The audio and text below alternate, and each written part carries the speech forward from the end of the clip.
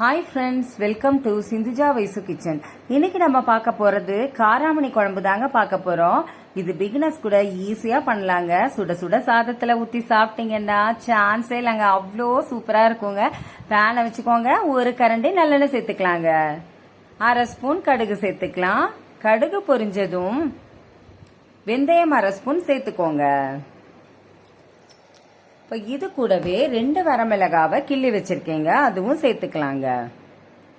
இது கூடவே 10 சின்ன வெங்காயத்தை கட் பண்ணி வச்சிருக்கீங்க, அதுவும் சேர்த்துட்டு ஒரு தடவை நல்லா கலந்து கொடுங்க.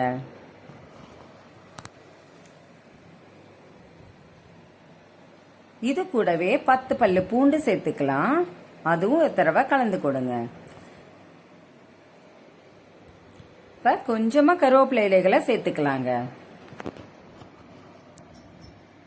இப்போ இது கூடவே 4 தக்காளியை கட் பண்ணி வச்சிருக்கேங்க, அது அப்படியே சேர்த்துக்கோங்க. தக்காளி எல்லாம் பேன்ல சேர்த்த பிறகு நல்லா கலந்து கொடுங்க. தக்காளி எல்லாம் சாஃப்ட் ஆகணும் இல்லையா, ஒரு 10 நிமிஷம் அப்படியே இருக்கட்டுங்க. அதுக்குள்ளார ஒரு தேங்காய் விழுத அரைச்சிக்கலாம். பாருங்க, கொஞ்சமா தேங்காய், 1/2 ஸ்பூன் சீரகம், 3 வரமிளகாய் சேர்த்துட்டு கொஞ்சமா தண்ணி சேர்த்து நல்லா நைஸா அரைச்சிட்டு வந்துருங்க. இப்ப தக்காளி இன்னொரு 5 நிமிஷம் நல்லா சாஃப்ட் ஆகணுங்க. பாருங்க, 5 நிமிஷம் கழிச்சு ஓபன் பண்ணி பாத்தீங்கன்னா நல்லா சாஃப்டா இருக்குங்க. ஒரு தடவை நல்லா கலந்து கொடுங்க. இப்ப காராமணியை நல்லா வாஷ் பண்ணிட்டு கட் பண்ணி வச்சிருக்கேங்க. ஒரு 1/4 கிலோ எடுத்திருக்கேங்கன்னா அது அப்படியே அதில் சேர்த்துக்கோங்க. அது எண்ணெயிலே நல்லா வதங்கணும் இல்லையா, பாருங்க. இதை போல கலந்து கொடுங்க. 1 ஸ்பூன் உப்பு சேர்த்துக்கலாங்க.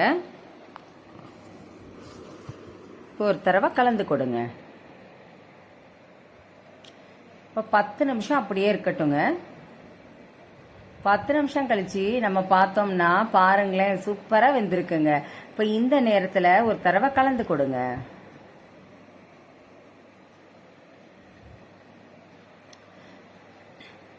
ஒரு ஸ்பூன் மிளகாய் தூள் சேர்த்துக்கலாம். 3 ஸ்பூன் குழம்பு பொடி சேர்த்துக்கலாங்க. இப்போ நல்லா கலந்து கொடுங்க.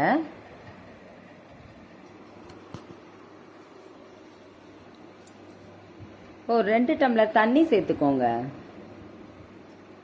தண்ணி சேர்த்த பிறகு நல்லா கலந்து கொடுங்க.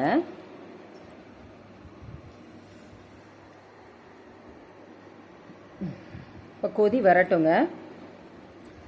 ஒரு 5 நிமிஷம் மூடி போட்டுருவோம். ஒரு 5 நிமிஷம் கழிச்சு எடுத்து பார்த்தீங்கன்னா நல்லா கொதிக்க ஆரம்பிச்சிருச்சுங்க. இன்னொரு 10 நிமிஷம் வச்சிங்கன்னா பாருங்களேன், குழம்பு கம கமன்னு வாசனையோட நல்லா திக்னஸாக இருக்குங்க. இப்போ இந்த நேரத்தில் நம்ம ஒரு தேங்காய் விழுத அரைச்சோம் இல்லையா, அதெல்லாம் இது கூடவே சேர்த்துக்கோங்க.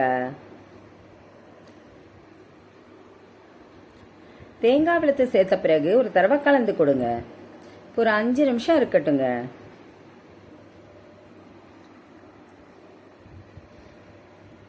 பாருங்க, அவ்வளோதாங்க, சூப்பரா ரெடி ஆயிடுச்சுங்க. இப்போ ஒரு பவுலுக்கு மாத்திக்கலாங்க. பாருங்க, இந்த அளவுகள்ல நான் எடுத்துக்கிறேன். உங்களுக்கு ரொம்ப திக்னஸா வேணும்னா இன்னும் கொஞ்ச நேரம் கொதிச்சுட்டே இருக்கட்டுங்க. நல்லா திக்னஸா வந்தவனா எடுத்துக்கோங்க.